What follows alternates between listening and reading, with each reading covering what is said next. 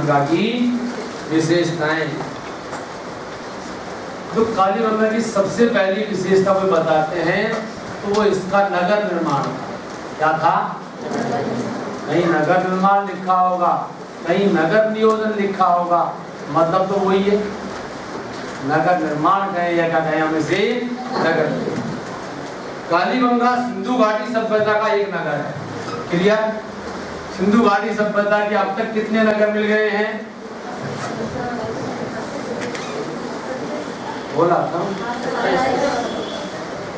सिंधु घाटी सभ्यता का नगर है ना ये। सिंधु सभ्यता का एक नगर क्या कहलाता है? कालीबंगा। ऐसा ही है ना? आया ना? और सिंधु घाटी सभ्यता के अब तक प्राप्त कुल नगर कितने हैं? 2780। 2780 नगरों में से भारत में कितने मिले हैं? 1828। पाकिस्तान में कितने मिले हैं? 950। अफगानिस्तान में कितने मिले हैं? 2। राजस्थान में कितने मिले हैं? राजस्थान में सिंधु घाटी सभ्यता का एक ही है, बस इस पर साइड तो सभ्यताएं बहुत है। सिंधु घाटी सभ्यता के काल का एक ही स्थल है और उसका नाम क्या है? क्लियर? चले, जब सिंधु घाटी सभ्यता की बात करते हैं तो जो कालीबंगा है सिंधु सभ्यता का छठा सबसे बड़ा नगर है, जिसे डॉक्टर दशरथ शर्मा ने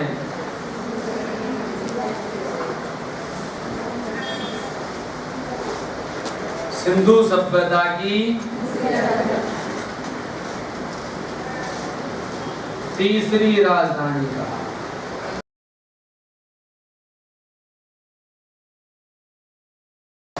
दिमाग में कोई सवाल आया क्या? हाँ जी।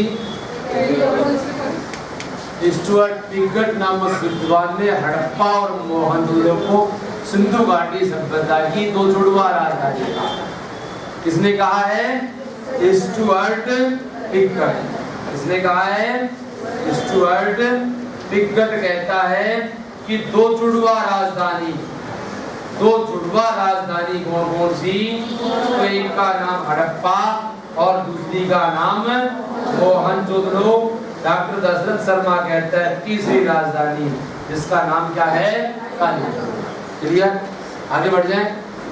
हम कालीबंगा के नगर की बात करते हैं तो ये कहते हैं कि नगर में समकोण प्रकार की सड़कें मिली हैं। कैसे सड़कें मिली हैं? समकोण पर कैसे काट रही हैं? समकोण पर कैसे काट रही है? ऐसे है ना? ये प्लस का जो निशान है ये किरण नामक विद्वान की देन है। इसकी देन है वो आप कहते हो किरण पद्धति। क्या कहते हो? अगर ये नगर थोड़ा सा सघन हो जाता है तो बन जाता है चाल, फिर आप कहते हो सब चाल नुमा पद्धति। क्या कहते हो? और चाल नुमा पद्धति में जो चौराहे हैं यदि उनको सर्किल की आकृति दे दी जाए तो उस व्यवस्था को कहा जाता है ऑक्सफोर्ड पद्धति। क्या कहते हैं? ऑक्सफोर्ड पद्धति पर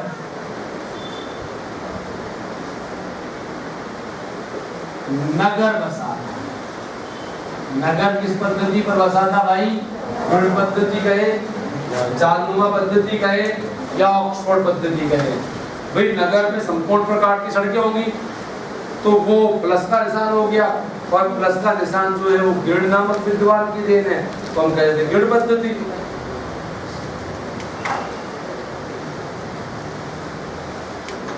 और नगर सघन हो जाता है चालनुमा पद्धति और आपका चौराहे या सर्किल बने तो उसको क्या कहते हो? बताओ मुझे। ऑक्सफोर्ड पद्धति पर तैयार किया गया भारत का पहला शहर कौन सा है? हाँ जी, ऑक्सफोर्ड पद्धति पर तैयार किया गया भारत का पहला शहर कौन सा है? जयपुर। कौन सा है?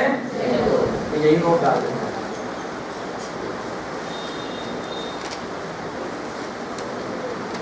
ऑक्सफोर्ड पद्धति पर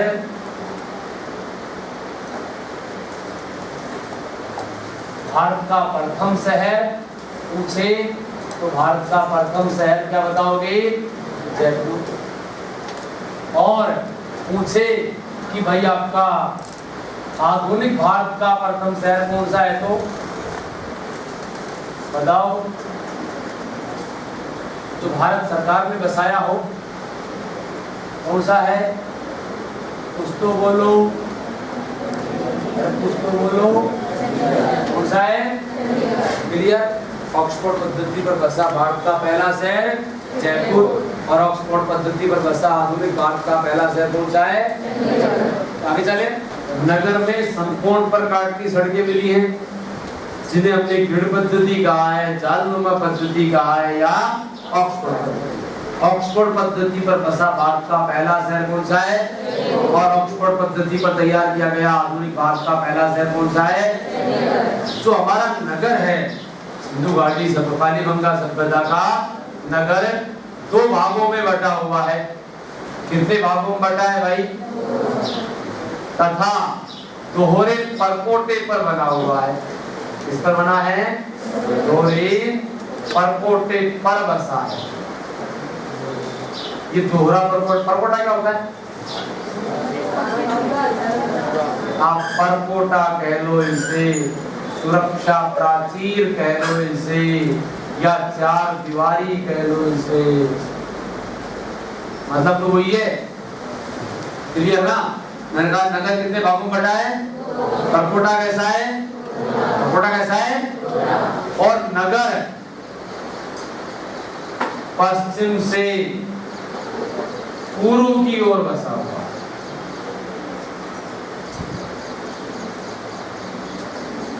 उनसे नगर निर्माण का दिशाक्रम क्या था? पश्चिम से पूर्व।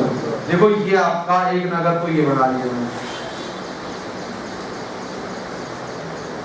और एक नगर आपका ये साले काम चल जाएगा क्या? दोहरा परकोटा हो गया क्या? आया ना? हो गया? नहीं हुआ?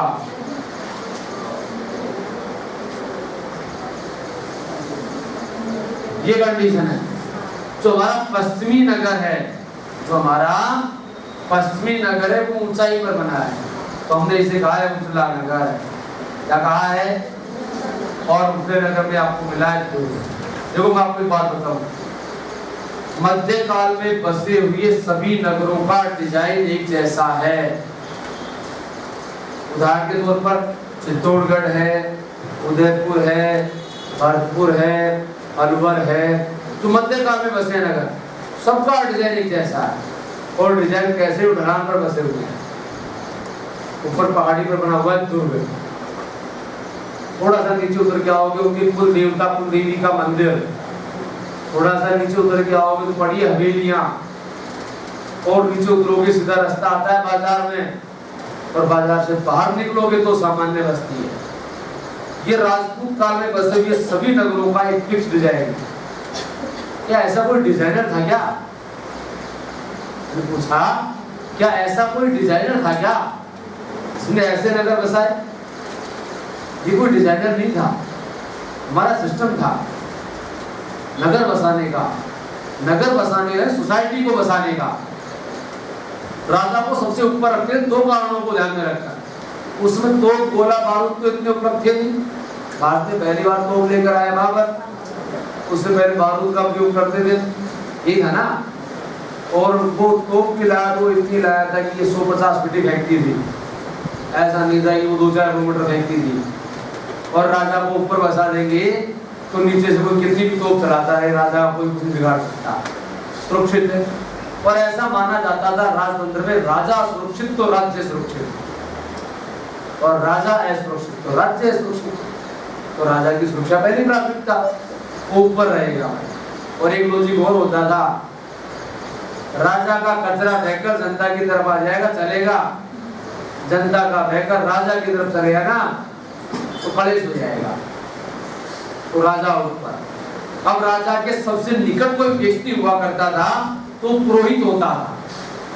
पुरोहित मतलब पंडित जी को चाहिए मंदिर, बना दो।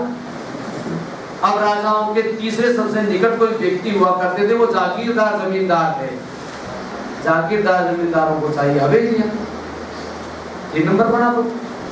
अब इनको खरीदना है सामान, बाजार चाहिए, 4 नंबर बाजार बना दो। अब मुफ्त के चाहिए मजदूर जो इनसे दूर रहे, बस काम करने आए, तो वो इनको नगर के अंत में बढ़ दो। तो सोसाइटी का तरीका था। ऐसे ही कालीबंगा सभ्यता, सिंधु घाटी सभ्यता के 2780 नगरों में से 2776 नगरों का डिजाइन ये है। जो पश्चिमी भाग है वो क्या है, उसले नगर से क्या मिला है, और जो पूर्वी भाग है वो बना है नीचे। तो हमने क्या कह दिया साथ, ये क्या है, निचला नगर। और निचले नगर से क्या मिली आपको, तो सामान्य पश्चिम। अब पूछे आपसे कालीबंगा के नगर निर्माण का दिशा क्रम क्या था, तो ये तो ए और ये बी, पश्चिम से। क्यों? क्योंकि पहले उच्च वर्ग पढ़ा जाता है।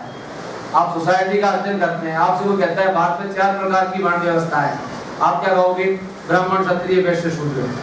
कभी शूद्र से शुरू करके ब्राह्मण की ओर नहीं जाओगे, पहले उच्च वर्ग पढ़ना पड़ता है। और उच्च वर्ग कहाँ रह रहा है, पश्चिम, और निम्न वर्ग कहाँ है, क्लियर। मैंने बताया कि नगर कितने भागों बटा था, परकोटा कैसा था, नगर निर्माण का दिशा क्रम क्या था, पश्चिमी भाग बना था, दूसरा है किस रूप में, और पूर्वी भाग दूसरे नगर से मिली आपको सामान्य। नगर में बने थे मकान, क्या बने थे, बनाते हैं। अच्छा मैं आपको एक बात बताऊं, क्या आपको बने बनाए मकान मिलेंगे सभ्यताओं में, आया ना, बने बनाए मिल जाते ना, तो कोई पुरातत्व विभाग को नहीं दे रहा, जिसको मिले थे वो रंग पेंट करवा के रहने जाता आराम से। बने बनाए मकान नहीं मिले, ये कंप्लीट कल्पना है। हमें तो धरातल पर थोड़ा बहुत मिला है, कहीं से 4 अंगुल का, कहीं से 1 फीट का, कहीं से 2 फीट का, इतना ही मिला है खुदाई में। बने बनाए मकान नहीं मिले, कोई कंप्लीट अनुमान है कि ऐसा था ऐसा था ऐसा था, पता नहीं था कि नहीं था। आज मैं आपको प्रैक्टिकली बात बताऊं, आज आप जिस सभ्यता में, जिस संस्कृति में जीवित हैं, खत्म होने के बाद सभ्यता होती है, जीते जी तो संस्कृति है। आप जिस संस्कृति में जीवित है, ईश्वर ऐसा ना करे ये संस्कृति अचानक दब जाए। मानव का समूल नाश तो होगा ही नहीं, मानव ने ऐसी टेक्नोलॉजी बना दी है कि मरते मरते बच जाएगा कहीं ना कहीं। एक मूवी आई थी 2012, देखी थी किसी ने, सृष्टि के विनाश पर केंद्रित मूवी थी वो, और मानव ने अपने बचने का उपाय कर लिया था, उस मूवी पर आधारित। तो यदि प्रलय कभी आएगी ना, तो मानव अपना जुगाड़ कर लेगा। धनाढ्य लोग तो कर लेंगे भाई, गरीब आदमी कर पाएंगे। अभी कोरोना जैसी महामारी आई, आपको वैक्सीनेशन लगते लगते 1 साल लग गई होगी शायद, ताकि रईस लोगों ने मंगा लिया था कोरोना आते ही। रशिया में जिस दिन वैक्सीनेशन शुरू हुआ था, चाइना में जिस दिन वैक्सीनेशन शुरू हुआ था, उसी दिन वैक्सीन हिंदुस्तान आ गई थी, लेकिन वो धनाढ्य लोगों तक आई, आप और मेरे तक नहीं है। तो जो धनाढ्य वर्ग है वो तो अपना जुगाड़ कर लेगा, तो कुछ ना कुछ बड़ा भाई। अगर नीचे आग लगेगी तो हेलीकॉप्टर बना, यदि पानी भरेगा तो पनडुब्बी बना, कुछ ना कुछ बना लेगा, वो अपना जुगाड़ कर लेगा। मानव का नाश नहीं होगा, वो खड्डे खोदते खोदते यहाँ तक आ जाएगा, और आ जाएगा तो सभ्यता भी मिल जाएगी, और सभ्यता मिल जाएगी तो यहाँ के मानव की कल्पना भी करेगा, यहाँ की संस्कृति की कल्पना करेगा। जैसे प्रैक्टिकल बताऊं, वो खड्डे खोदते खोदते गांधी सर्किल पहुंच गया, उसको मिले गांधी जी, तो वो गांधी जी को देखकर आज के मानव की कल्पना करेगा। तो कल्पना किस तरह होती होगा, उस कालखंड में संभवतः मानव कपड़े सिलने की कला से परिचित नहीं था,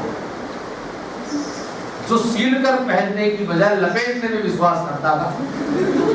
गांधी जी धोती लपेट, उसकी गलती नहीं गई हुई, वो कहेगा संभवतः चप्पल और जूते बनाने की कला से परिचित नहीं था, इसलिए खड़ाऊ धारण करता था। मानव की कमर झुकी हुई थी, वो बंदर की प्रवृत्ति से तो ऊपर उठ गया था, लेकिन कमर बिल्कुल सीधी नहीं हुई थी, इसलिए लपेट कर चलता है। वो कहेगा संभवतः उस कालखंड में चश्मे का आविष्कार हो गया था।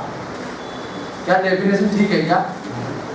नहीं है ना, नहीं है ना, लेकिन देगा यार, अब उसको जैसी चीजें मिलेगी वैसी तो बताएगा।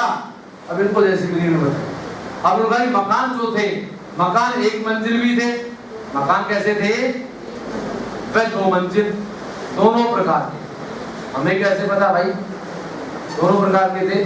तो कहता है सब प्रत्येक आंगन में सीढ़ी मिली है। प्रत्येक आंगन में क्या मिली है? और सीढ़ियां कब बनाते हैं हम? ऊपर जाने के लिए। और अपन पूरे प्लॉट में पीछे के 2 कमरे खड़े करते हैं तो सीढ़ी तो बनाते हैं नहीं, वो लोहे की लकड़ी की नसड़ी ला खड़ी कर देते हैं। और पहली बात तो ऊपर जाना नहीं है, और गलती से जाना है तो काम आ जाएगी। लेकिन पूरी बिल्डिंग की प्लानिंग करते हैं, भविष्य में नीचे का रास्ता बंद तो सीढ़ी है, सीढ़ियां मिली। इसने कहा मकान एक मंजिल भी थे और 2 मंजिल भी। और मकान बनाने में सामान्यतः पक्की ईंटों का उपयोग किया गया। ऐसी ईंटों का उपयोग किया गया, पक्की ईंटों का उपयोग। लेकिन कालीबंगा में आपको आंशिक तौर पर, कालीबंगा में आंशिक तौर पर कच्ची ईंटें भी मिलती हैं, आया ना। और कच्ची ईंटों का प्रयोग करने के कारण हमने क्या कहा था इसे? दिनहीन बस्ती। फिर यहीं से आपको फर्श बनाने में, फर्श निर्माण में अलंकृत व चित्रित ईंटें भी मिली थी। अलंकृत व चित्रित ईंटों का उपयोग मिला। और कोने बनाने में, मकानों के कोने बनाने में एल आकार की ईंटों का उपयोग मिली ना, आया ना। हाँ चलो, प्रत्येक आंगन में आपको कुएं के अवशेष मिले। क्या मिला? कुआं मिला। और प्रत्येक आंगन में एक से अधिक, एक आंगन में एक से अधिक चूल्हों के अवशेष। ये एक ही आंगन में, प्रत्येक आंगन में एक से अधिक चूल्हे क्या कर रहे हैं भाई?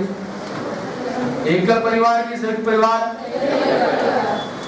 आज के संदर्भ में आप किसी के घर जाते हैं और आपको एक आंगन में 2-3 चूल्हे मिल जाते हैं, आपके दिमाग में क्या आता है? ईमानदारी से बताना। घर में 2-3 बहुएं रहती हैं, आपस में नट बज गए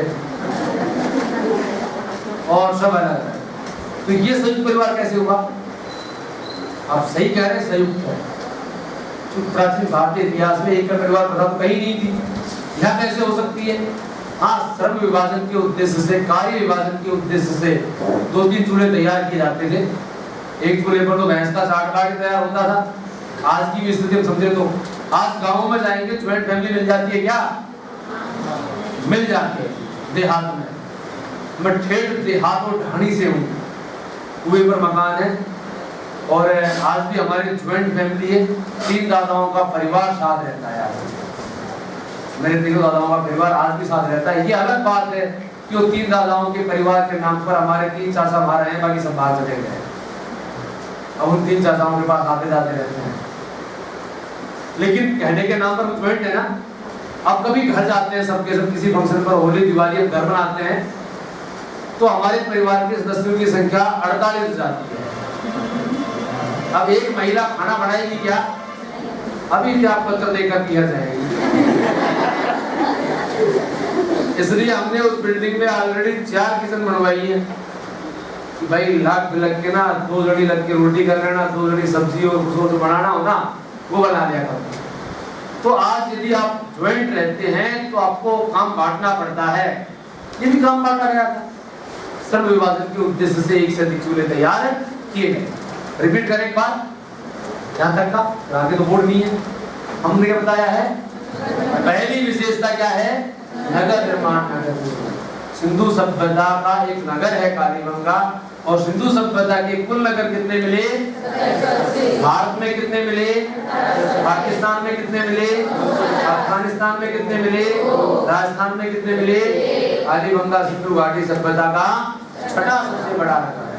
सिंधु घाटी सभ्यता का सबसे बड़ा नगर कौन सा है? सबसे बड़ा नगर कौन सा है? राखीगढ़ी कहाँ है? हरियाणा। राखीगढ़ी कहाँ है? दूसरा बड़ा नगर कौन सा है? गनेरीवाल कहाँ है? पाकिस्तान। तीसरा बड़ा नगर कौन सा है? मोहनजोदड़ो। मोहनजोदड़ो कहाँ है? पाकिस्तान में। चौथा बड़ा नगर कौन सा है? हड़प्पा। हड़प्पा कहाँ है? पाकिस्तान में। पांचवा बड़ा नगर कौन सा है? धोलावीरा। धोलावीरा कहाँ है? गुजरात में। छठा बड़ा नगर कौन सा है?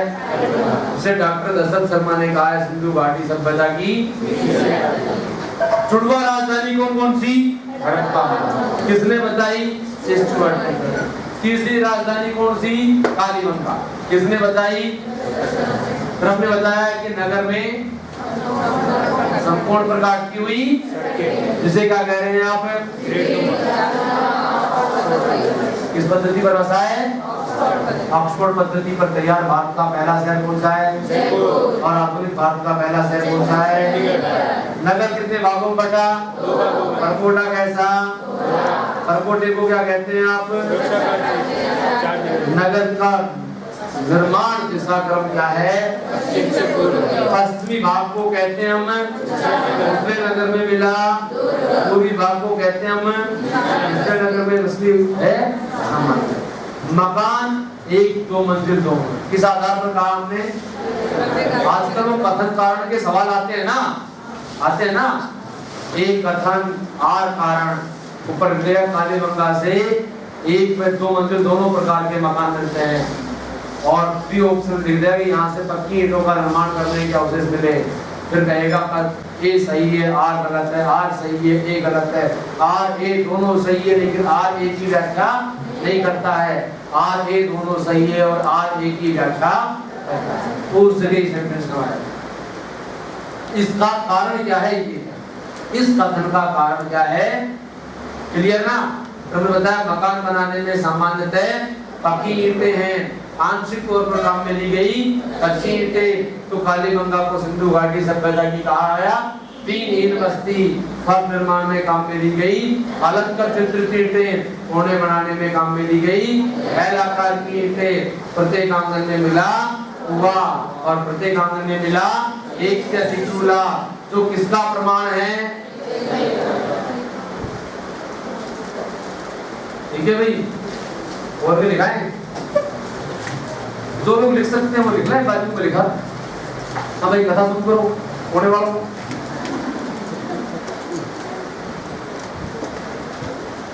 कालीबंगा का नगर निर्माण निकाल दो।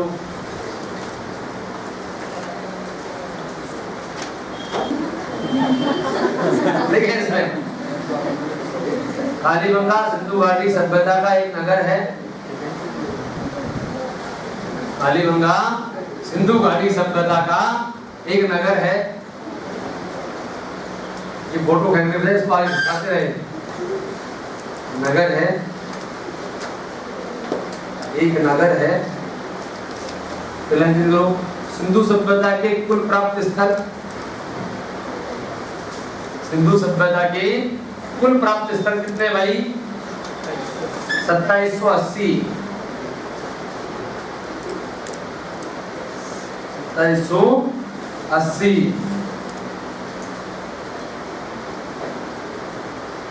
भारत से प्राप्त स्थल, भारत से कितने प्राप्त हुए हैं?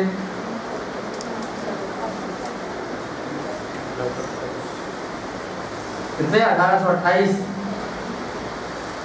पाकिस्तान से कितने मिले? 950।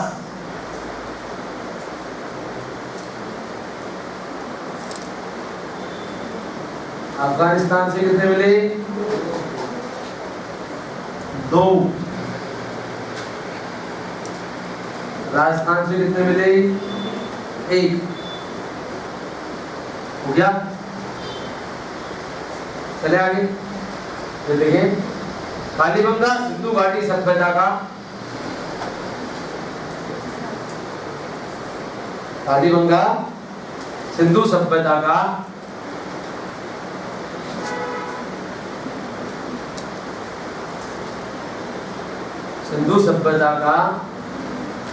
छठा सबसे बड़ा नगर है। छठा सबसे बड़ा नगर है कालीबंगा सिंधु सभ्यता का छठा सबसे बड़ा नगर है। सबसे बड़ा नगर है।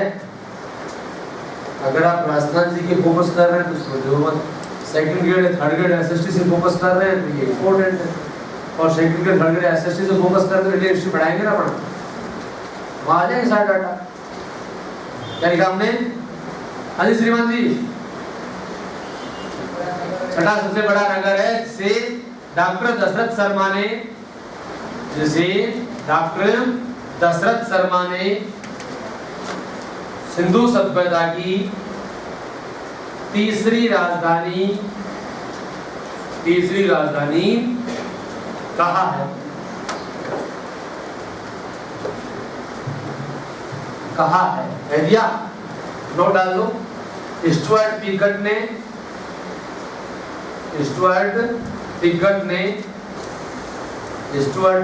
ने हड़प्पा व मोहनजोदड़ो को सिंधु सभ्यता की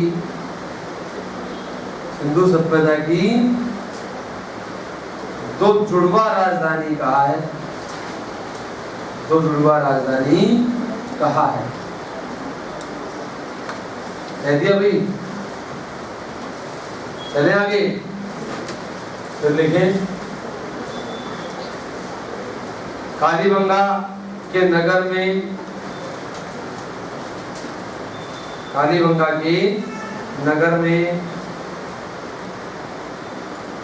संपूर्ण पर काटती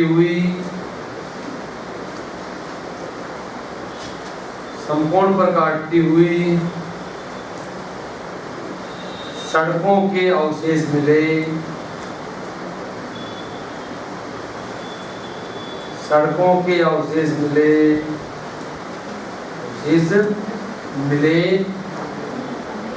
जिसे ग्रिड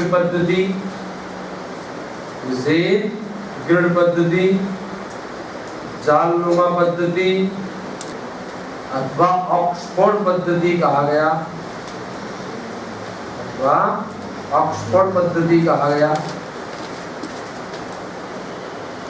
तो क्या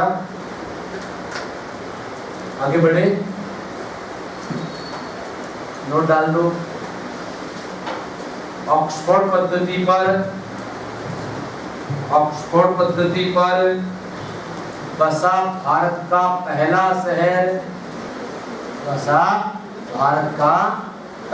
शहर कौन सा है? जयपुर। और आधुनिक भारत का पहला शहर कौन सा है? चले भाई साहब, चले, फिर लिखो कालीबंगा का नगर दो भागों में बटा था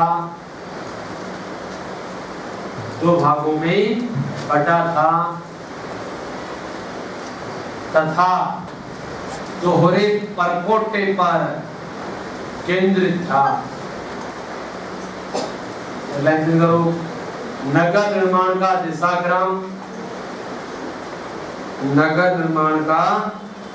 दिशाक्रम पश्चिम से पूर्व की ओर था। हो गया? दो डब्बे बढ़ाओ ट्रेन के आगे पीछे, दोनों डब्बे बढ़ जाए, उनके ऊपर एक एक चार दवाई और कर दो। अरे हो गया, सॉरी, देखो देख ले, देख ले, पढ़ गए। एक दो उसमें पश्चिम वाले में उजला नगर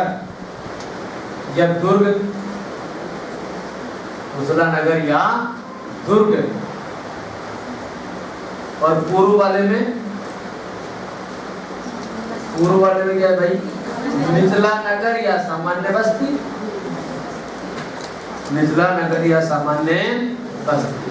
हो गया भाई? तो लिखो